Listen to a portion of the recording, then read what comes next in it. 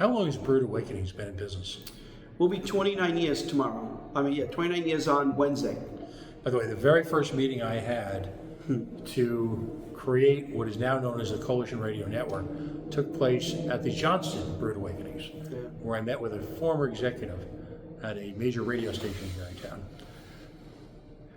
Roughly, how many people have you employed?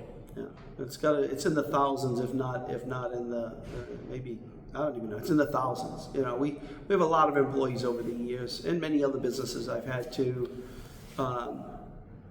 It's that type of business where you have people that start out, they work for you, they move on to college, they come back, mothers, fathers, kids. It's a lot of people. Right. One of the first conversations we had, and I often recall this, one of the first questions I ever asked you, I walk in here and I see a lot of young people. Mm-hmm. How many Rhode Islanders' first job was at a Brood Awakenings? Yeah, many. It's not even that. You got grandmothers, you got mothers, you got kids going to school, college, business people, part-time jobs, retirees. Mm-hmm. We're 89 employees now. At one point, we were 120, 25 at one point. But here's the problem. Most businesses, and you would hear this from everybody, don't want to speak up because they get targeted. Right. There you go. We just painted the picture. I spoke up. We're going after her because of what she did on a particular bill and how she did it. It's a legitimate way of going after her to primary her or to get somebody else to run in a general, and she's going to target. And this is what happens far too often and why people don't want to speak up.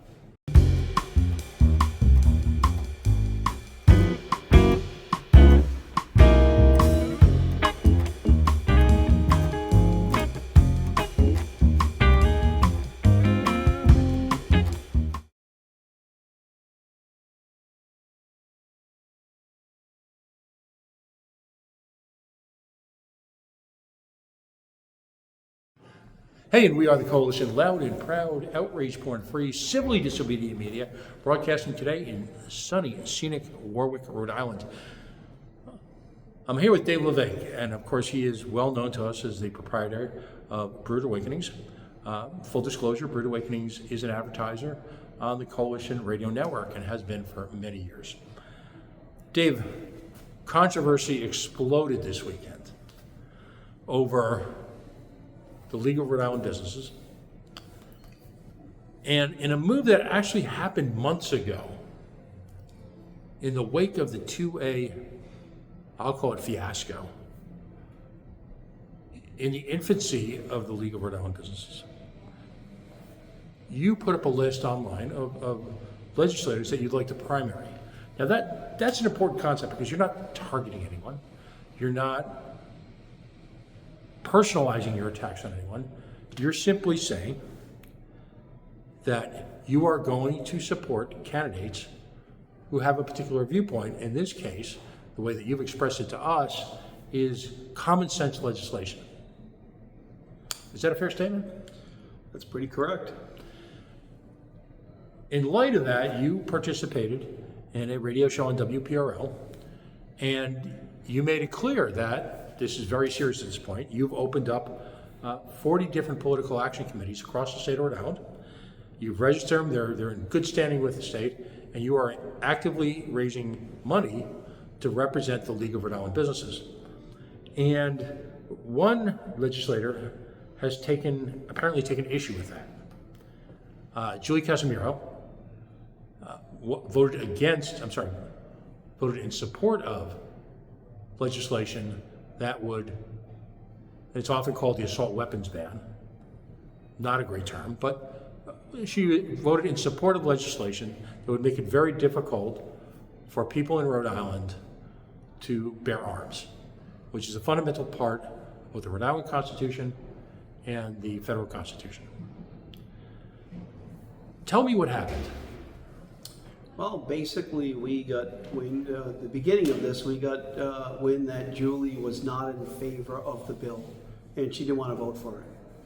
So we approached her via email a few times. We talked to her on a conference call with the League, and she expressed those same concerns that she was not in favor of the bill, didn't know enough about it, was told it was a good bill by Jason Knight. both her and the constituents didn't want to do it. So she asked for a letter to go out. Steve Meridian, our group, was on the conference call with us, who spoke to her, sent her a beautiful email of outlining all the things that he had just told her. On the Monday before the bill that took place. On the day, Tuesday, of the bill hearing, we went up to her and approached her at the hearing. You can see it on the Capitol TV. And we introduced ourselves and expressed the same sort of concern. She came back to us, saying, hey, I don't want to do it. I'm being pressured to do it. Jason Knight told me it was a good bill. My constituents don't want it. And at that point, I replied, you haven't read the bill? And she said, I don't want to vote for this. I got to go into chambers. I got to go talk to Jason Knight. I don't want to vote for this. You can clearly see she gets up from the Capitol TV. I believe it's Capitol TV or whatever. And she goes into chambers, and then she comes back out, head down, and just votes for the bill. We told her that if you're going to do that, we just can't support you, and we'll find somebody else to fill that seat. There's a lot of things we're going to have disagreements on with people up there, and there's nothing wrong with that. It doesn't mean that every time there's disagreement, somebody's going to be, primaried, or we're going to try to take it out. But when someone tells you they don't want the bill, the constituents don't want it, she doesn't really know the bill, was told it was a good bill, which means she clearly hasn't read the bill, and she's only voting for it because of the pressure. That type of person can no longer hold office, not in the opinion of the League of Rhode Island Business. And when we see that, we're going to have to go put them on the wall and try to find somebody in their district that will support the constituents the right way. So that's what happened. It is a long-established tradition in American politics, and politics, well, almost since the dawn of politics, that while you can garner support from a constituency because you approve or pass legislation, you can also garner opposition. Correct. That's not a personal attack, is it? No, it's not at all. Listen, I'm sure Julie's a wonderful woman. We got nothing personal about her. We were upfront. We told her if she's going to go vote for a bill she doesn't understand, hasn't read, and only doing it because of pressure, not because of her own beliefs or constituents, that she just doesn't belong in office, and we would primary her. So it was crystal clear from the beginning. Mm-hmm. So we put her on the wall, and we're actively seeking somebody in her district that we can help or assist. We don't care, independent, Republican, or Democrat, to take that seat that's going to do what's right by the constituents and by the Constitution of Rhode Island that they swear an oath to. Mm-hmm. So that's what we did. And I only told the story as it was. I know she disputes it. Everybody can. We got emails going from us to her. There are multiple people on the conversation on the call that day. And you can clearly go look at the footage on the Capitol TV and see everything that we said and how we said it went down. And if you have somebody that can do lip reading, you can read her own lips and tell her, and then let that play the part out. Now, this sort of cause and effect happens all the time in politics. It does. In fact, I would argue that it almost happens on a daily basis within the State House. Elected leadership of each party, I'm sure at one time or another has had a conversation where you vote for this or else.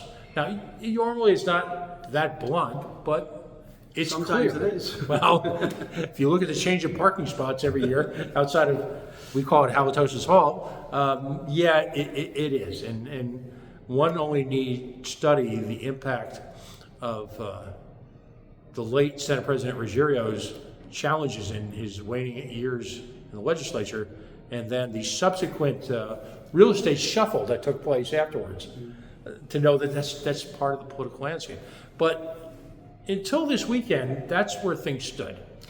That's correct. It wasn't personal. Nope. It still isn't personal for me. Mm-hmm. I am very disappointed with what Julie did. I mean, I only said my story on both Gene's show and John Laughlin's show. Mm-hmm. After the show ended, obviously you can hear now all of the audio tape from her. She called in about an hour later. She threw a bunch of personal attacks out. She made her point of what she said happened, which is definitely not accurate. And I think the footage and the emails and the other people that were involved in the conversations can corroborate that. But then at the last minute, she decided to throw in that she will be targeting Rude Awakenings. And with this political climate, I mean, it's never correct or right to target any business for any reason at all. But especially not in this political climate with what's going on. I mean, you just had 2 massive incidents that happened this weekend. And you never know what she could do or who she could spark or get, riled up to go do something stupid. But she's a sitting representative. Right. She's there to help make sure that the state of Rhode Island succeeds. And you say you're going to go target a business.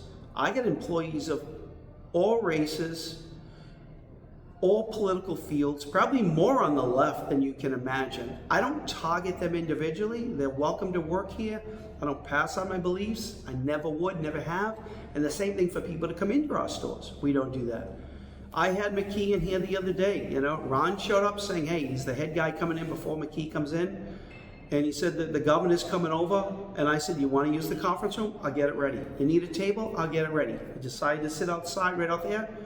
And I waited about 15, 20 minutes until he was done having his meeting, went over, shook his hand, said hello. McKee and I are not on the same page on a lot of issues. I don't wish him ill, and I would treat that office with as much respect as anybody else should. But when we have our differences, we're going to battle our differences. I'm not going out there saying, hey, we should target McKee or we should target somebody else. And a sitting rep cannot do that. So in my opinion, obviously when that happened, I don't agree with it, and in my opinion, but when it happened, right after it happened, I did my little rebuttal again on John Laughlin's show. But I also followed up with the text to Julie because I had her personal cell and told her it was unacceptable, and immediately she had to recant it, radio, TV, paper, print, all the above, and and move on, because you can't have a sitting rep threatening people. She told me never to call that phone again, or never to text that phone again. How long has Rude Awakenings been in business? We'll be 29 years tomorrow. 29 years on Wednesday. By the way, the very first meeting I had to create what is now known as the Coalition Radio Network took place at the Johnston Rude Awakenings, where I met with a former executive at a major radio station here in town. Roughly, how many people have you employed? Yeah, it's in the thousands, if not in the maybe, I don't even know. It's in the thousands. We have a lot of employees over the years, and many other businesses I've had too. It's that type of business where you have people that start out, they work for you, they move on to college, they come back, mothers, fathers, kids. It's a lot of people. Right. One of the first conversations we had, and I often recall this, one of the first questions I ever asked you, I walk in here and I see a lot of young people. Mm-hmm. How many Rhode Islanders' first job was at a Rude Awakenings? Yeah, many. It's not even that. You got grandmothers, you got mothers, you got kids going to school, college, business people, part-time jobs, retirees. Mm-hmm. We're 89 employees now. At one point, we were 120, 25 at one point. But here's the problem. Most businesses, and you would hear this from everybody, don't want to speak up because they get targeted. Right. There you go. We just painted the picture. I spoke up. We're going after her because of what she did on a particular bill and how she did it.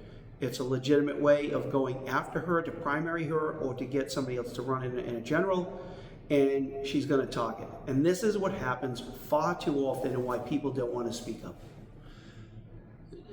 Simply targeting someone because they engaged in the political process. Bad. You formed the League of Rhode Island Businesses. You've had conversations with virtually every size business in the state, from the smallest mom and pop, 1 or 2 person, privately owned breakfast joint on up to some of the largest corporations in the state. We have. Can you imagine someone looking to invest in Rhode Island? And let's be clear, we need people to invest in Rhode Island. Yeah. Hopefully without having to write them a check to invest, right? Actually coming here because it's a wonderful state, because we live in a place that millions of people dream of visiting. Mm-hmm. People come, we often forget that people come here to vacation. We live here, right? Yeah. What a blessing. Yep. Their reactions, it's been said that it's bad enough if you think something, but if you say it out loud, what's that indicative of? It's bad. It's not telling anybody to come do business here. It's doing the opposite. And it also echoes the real possibility that all these people, all these business people, or individuals trying to call up and express their opinions feel. If I say something, I get targeted. It's unacceptable. I hope leadership, both parties, stand up, do what they got to do. This person cannot stay in office anymore. She can go get a job anywhere. She can live her life, do whatever she's got to do. You can't represent your constituents or be part of the legislator when this is what you believe and you made it crystal clear that you're going to go target a business. Who's next? You? Well, most people don't stand up like me, but they're coming after you next. Right. And there are so many challenges. We're seeing wholesale capital flight out of this state, ranging from the very large, and I know it's convenient for business leadership to float the balloon that Hasbro was leaving anyway. The current leadership, by and large, has been leadership generationally. Yeah. Dan McKee has been around for a very long time. Don Grabian's been around. I'm just using him as an example with the Hasbro situation. You can't tell me that the plan was already in place before these people were elected 10, 12, 15 years ago for them to leave. I haven't seen, and maybe you can express this, has there been any public recriminations? I know people the regular folks in Rhode Island are incensed because this confirms their worst beliefs of everything. There has been nobody jumping up and stepping up, and they should have immediately, from all parties, Right. to denounce this. Zero. Are they going to do it when they get pressured? Maybe. Right. They should have already done it. Right. It's a perfect example where you got the legislator up there and you got parties, both Republican, Democrat parties in the state of Rhode Island, they're not doing what they're supposed to be doing to hold people accountable. So what does it do? It doesn't put good people up there. People don't want to go work up the State House if this is the way you're going to run and operate. So the League of Rhode Island Business is going to do everything it possibly can to do what it can in the political arena to fill open seats with good candidates and to push people out that are not doing what they're supposed to be doing based on their constituents in the Constitution that they swore oath to. And we're going to be watching every single race all around the state. It's not going to be easy. We're going to have battles like this. We're united. We're going to stand together. At some point, we're going to have fundraisers every single day so we can make change. We're done, and I would expect everybody in the state of Rhode Island that has some sort of common sense, haven't you had enough of what's going on? It's about time you stand up. I'll close with this, and I always love your reaction to this. A movie, I want to say it was in the 70s, it was called Tora, Tora, Tora. And at the end of the movie, the Japanese admiral reflects on the will of the American people. And while others celebrate their their newfound power, their generational power, the final line of the movie, as I remember, is, "I fear we have awakened a sleeping giant." Businesses in this state have held back for a number of years because they didn't want to offend people. They didn't want to be a Republican or a Democratic or a fill-in-the-blanks restaurant or bar or manufacturer or printer or retailer, any one of the thousands of businesses that have held Rhode Island up through some incredibly difficult times. They didn't want to play a part of that. Yeah. That's changing now, isn't it? It is changing. It's changing because people are fed up. It's changing because you have the League of Rhode Island Business, a group of, and like I said, we don't care Republican, Democrat, Independent. We're united for the person, the character that's up at the State House. And businesses are fed up. Individuals are fed up. And in addition, the League is going to help candidates open up races, open up campaigns, finance campaigns, run campaigns in any way we can, and with all three parties, independent included. In addition to that, the League of Rhode Island Business, and we still understand there will still be people that are fearful of what the government will do to them. You heard it, they're doing it to me. She's targeting me in many different ways. We've opened up a series of campaigns which we will allow business people and a campaign to allow the 2A movement, the group, people that are big gun holders, to donate, just like the unions do, legally, to all the PACs. We got 40 of them, and a 501c4, which we were just approved a nonprofit status on Friday. And they'll be able to do it in an aggregate campaign where their personal information will not be exposed. An individual can donate up to $9,900. It will be split between all the PACs and the 501c4, and no personal information will be exposed. And they can do that on an annual basis, up to that. They can do 100 all the way up to 9,900. And it'll allow us, just like the unions, just like some of the other groups have been doing, to get people involved without saying, hey, Johnny actually gave to me. Mm-hmm. I know countless folks who waited till they retired from the state of Rhode Island to get involved, even on a volunteer basis, with organizations. Everyone is a stakeholder in this state.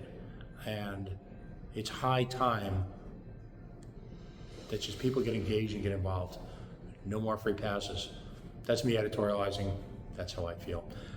Dave, if you could, at the end of every engagement, we meet with people, we encourage them to engage what we, with a smile, call shameless self-promotion. All right? So tell folks, and you don't have to be a business, individuals, where they can find out more information about the league, where they can donate, where they can volunteer, just how can folks find out more? Yeah, you can go to lorib.org or theleagueofbusinesses.com. On there will be a whole bunch of information on what we're doing, how we're doing it, where we stand. There's some information on there to get to different pages for the state of Rhode Island, who's running, who's not running, what legislator's happening. And there's also donation pages on there. We've created 39 PACs, one for every city and town. An individual in Barrington can donate to every other single PAC if they choose to. The more PACs that raise money for, the better. It allows us to go and use that money to target candidates to get more direct money to an individual candidate. So jump on. You'll see that we're going to have fundraisers all around Rhode Island. If you hear about one, we expect you to come and join and make a donation. $5, $10. I mean, you can. The number's up to 100,000. But it doesn't matter what you have. If there's a candidate or somebody you think is willing to run, or you know may want to run, reach out to us. If we think it's a winnable race, we'll support it. If we think it's a winnable race, we'll aggressively fundraise for it. And share with friends and family. Tell people about it. The more people that help out, the better. If you want to hold a fundraiser, you want to rally a bunch of friends together, we don't care if you raise $500 or $50,000. You would give us a ring. Somebody from our organization will be there to tell you about what we do, and we'll run with it. The League of Rhode Island Businesses, and we're there for everybody, no one group. Dave Levesque, the League of Rhode Island Businesses, thank you so much for your time. I know it's been a crazy day. We appreciate you laying it out on the line. We will be reaching out to Representative Casimiro and give her a forum as well. And as someone who was on the sidelines when this all originally happened, all I can say is, with organizations like the Coalition, we diffuse revisionist history. We just do. We are the Coalition, loud and proud, outrage porn-free, civilly disobedient media, broadcasting live, well, just so you know, on AM 1380, 99.9 FM, on WNRI.com, Wednesdays and Thursday mornings at 9 o'clock to 10 o'clock. We're hoping to increase that schedule soon. Also, Facebook.com/The Coalition Radio, on the mighty Twitter at Coalition_radio, and of course, the newest website, CoalitionNews.com. Have a wonderful night. Thank you.